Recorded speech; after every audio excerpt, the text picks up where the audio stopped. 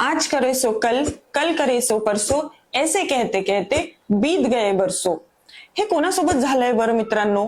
सगळ्यांसोबतच, माझ्यासोबत सुद्धा. नेमकी बरं काय बरं? बिल कधी भरायचंय? उद्या भरूयात. ट्रिप परवा प्लॅन करूया. मित्राला फोन थोड्या वेळाने करूयात.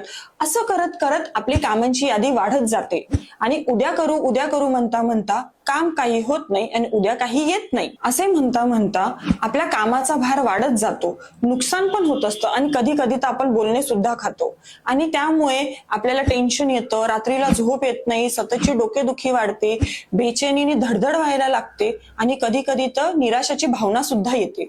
मग त्यासाठी आपण नेमकी काय करायला बरं पाहिजे? सगळ्यात आधी तर make a to do list. आपण आपल्या कामाची पेन आणि पेपर घेऊन सविस्तर यादी बनवा.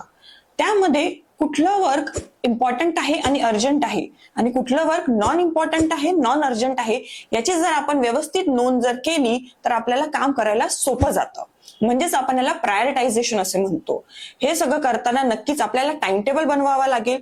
मग टाइम टेबल जर आपण व्यवस्थित बनवला तर याची काळजी घ्यावी की आपण हा व्यवस्थित नियमित प्रमाणे फॉलो करतो आहे. आणि फॉलो केल्यावर आपल्याला जर छान फॉलो झाला तर नक्कीच आपण स्वतःला एक शाबासकी दिली पाहिजे. छोटंसं बक्षीस, टोकन ऑफ एप्रिसिएशन स्वतःला द्यायला काय हरकत आहे? नक्कीच द्यायला हवं. आणि हे सगळं करत असताना मित्रांनो डिस्ट्रॅक्शन पासून थोडं लांब राहायला हवं. तर आजपासनं परसो करे सो कल, कल करे सो आज, आज करे सो अब, आजपासनं आपण हे फॉलो करूयात.